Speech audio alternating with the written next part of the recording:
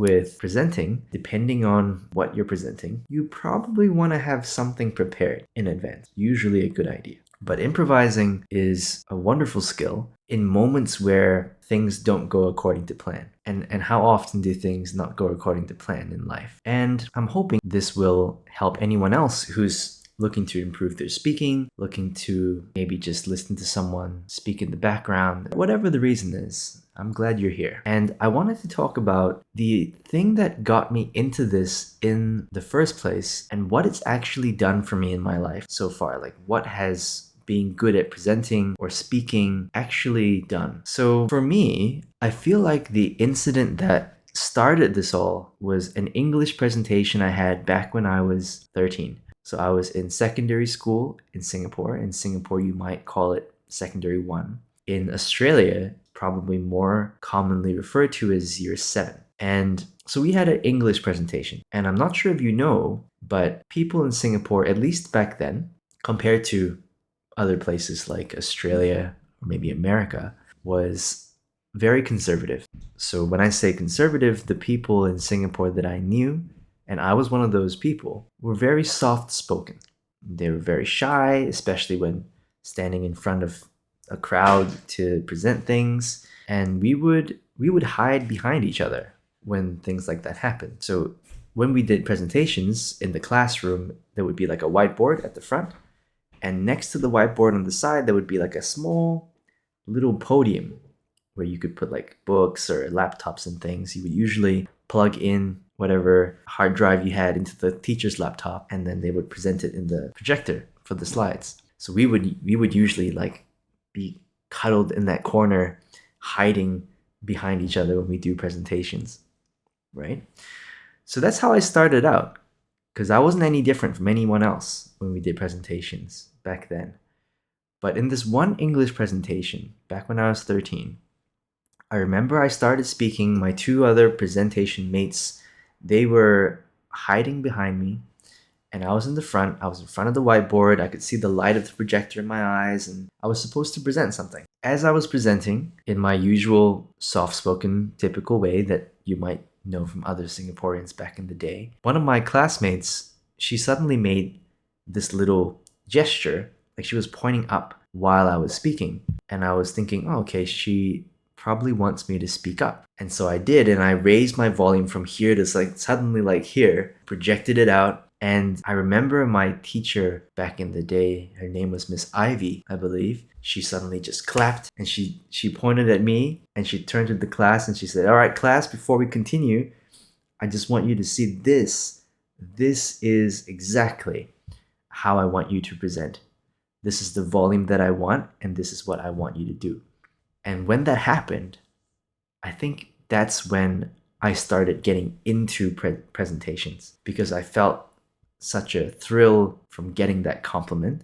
And it was almost like a eureka moment that my friend or that my classmate helped me with back then. Suddenly, it felt like, oh, this is how I can do well in presenting. And so I started looking up like YouTube videos and how to present better. I started looking forward to presentations, instead of dreading them like I used to. Whenever we have a presentation now, I would be like, yes, this is my chance. I can finally show my skills and do well like I used to do. So much so that, in fact, during my secondary school in Singapore, one of my science teachers at the time, there was an exchange program with a private school. So we were in a public school, just an everyday neighborhood public school. And my science teacher came to me and my friend because he said, we have an opportunity to do an exchange program with a private school, a private boys' school, science, like it was a Raffles school. I can't remember the name, but it was very fancy and it was prestigious, and it was definitely not a place that I ever pictured myself in, because, I thought only rich people go there, or the elite people go there. So the reason that I was chosen along with my friend, not only was it because of our grades in science, but also my teacher said to me, it's because you two are probably one of the best presenters we have in the year level at the moment. So we want you guys to go. So we had a chance to go to this private school, and we took classes there for like a week, just the science classes. And at the end of the week, we had to do a stage presentation. So this was the first time I ever had to do a stage presentation. Back before that, it was all classroom presentations, like in front of a small class. This was a stage in front of an auditorium of people, and it wouldn't just be us. It would be us alongside the students who actually attended that school, that private school. And so I thought, wow, this is going to be such an interesting experience. I wonder how, those private school people are going to present, because they're supposed to be like the elite and the best of the best. So I went to that school, I learned the lessons, and when it came time to do the presentation, we were probably group number 3. So we had 2 groups in front of us, and I believe there were 2 or 3 groups behind us. And the 2 groups in front of us, they were from that private school. They went up one by one to do their presentation. And because it was the first time I saw them do the presentation, I was really excited. I was like, okay, I can't wait. Let's see what these guys do. But to my disappointment, they presented it in a very typical fashion. Imagine in a movie or a TV show, like a normal, almost boring scientist going up on stage and presenting their findings. It's like, all right, this is the thing that happened here. These are the facts. These are the whatever. And, while the presentation material itself may have been really good, after I saw the first 2 groups go up, I remember thinking, we have to make sure that our presentation is not like this. And me and my friend, we didn't really prepare. We were more the wing it kind of people. We had the slides ready. We kind of knew what we were going to say, but we didn't practice like how we were going to say it. Maybe we did it like once or twice beforehand, but nothing set in stone. We didn't memorize any lines. So when it was our turn to go up on stage, I decided, you know what? Even though it's a science presentation, I want to make this enjoyable. I want to make this entertaining.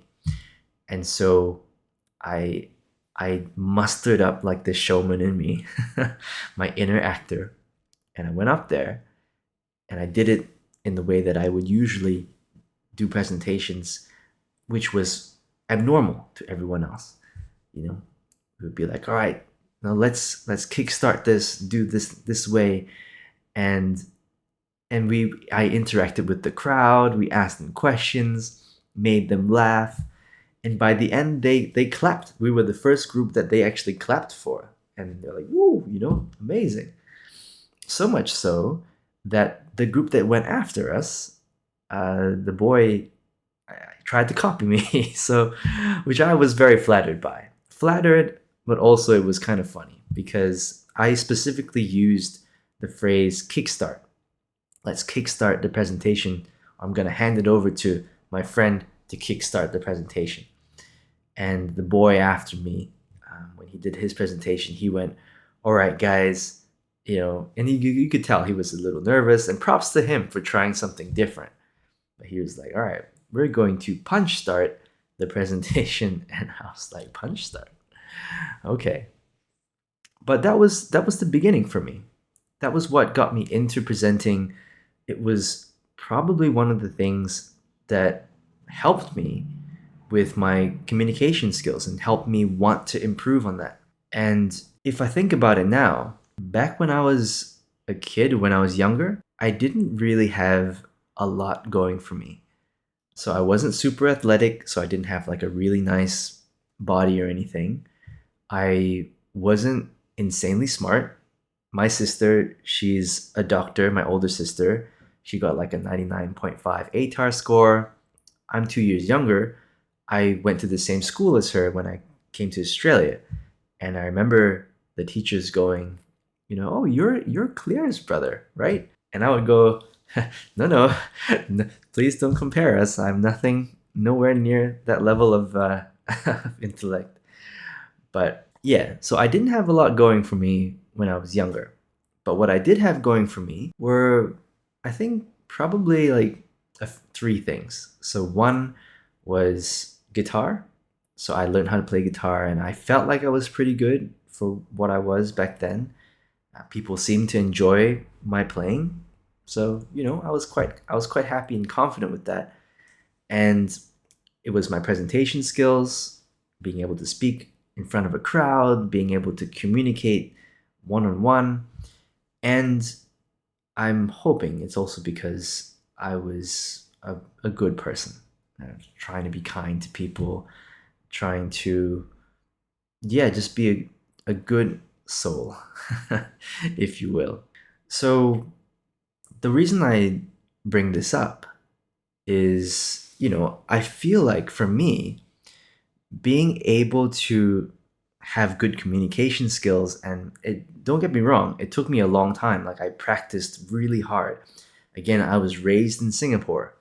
Their English is better than a lot of Asian countries, but they don't really speak, well, the English in the way that I enjoyed it or I wanted. So I had to spend a lot of time crafting my own voice, recording myself, speaking it over, trying to imitate the voices that I did enjoy, but by having that skill, it allowed me to do so many things. It allowed me to meet and talk to so many people that maybe I normally wouldn't have talked to, make friends with people that normally I wouldn't be friends with. It probably is one of the reasons why I was able to meet my partner, right? We met on Hinge. So, back in the good old age of dating apps, and probably still ongoing now. But one of the good things that I liked about Hinge was it allows you to record voice clips. So I uploaded a voice clip of me talking about some stuff, along with a clip of me playing guitar and singing. And I believe she mentioned to me specifically that she liked, initially she was attracted by the voice and the guitar, right? So it allowed me to meet my partner, who's an amazing person. It allowed us to communicate our ideas to each other, and here we are. It also is probably one of the main reasons I was able to be successful in my job. Not only as when I first came back from the army, I was doing fundraising. That helped me increase my communication skills further. And because of everything that I had developed till that point, I was able to get into the banking industry in Australia without a uni degree, right? I went into customer service at first, did really well, and I was able to get into like a back-end statements team for a little bit for a secondment, which was amazing. But because it was a small company at the time, I had to, find another role. And then I got into the job I am now, I guess the company that I am at now, which is one of the big four banks in Australia. Doesn't have the best reputation amongst people sometimes, being a big four, because, but the people in this particular company, I feel, were really, it doesn't feel like a big four, most of them, and that's the main thing. And the fact that I'm able to work at this company to support my family, to support my cats, I'm very grateful for. And I definitely don't think I would have gotten this far and would have gotten these jobs if I hadn't worked on my communication skills. So the reason I bring this up is everyone has their own why. And maybe some people haven't internalized it or haven't really thought about what it would do for them if they were able to improve in that way.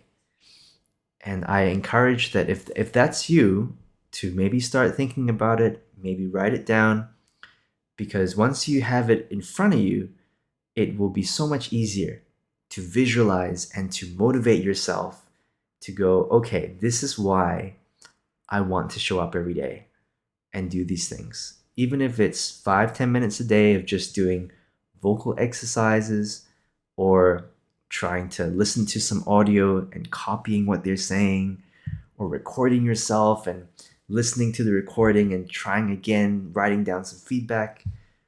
Whatever it is, it's going to take a little work, right? It's going to take consistency and time. And if you have a clear motivation or a clear why, it's going to help you stay with it. So I hope this video helped you a little bit. And if there's anything that you'd like for us to cover, me and my partner Haru, if anything you want us to cover, anything you'd like us to talk about, please let us know. And we will do what we can to see if we can maybe give our perspective to talk about that. Okay, so thank you so much for joining us. Any support is always appreciated, whether it's a like or subscribe. And if you feel like this would benefit anyone that you know, please, by all means, share it with them so that they can hopefully get some value out of this. Otherwise, take care of yourselves, take care of your loved ones, and I will see you in the next one. Take care.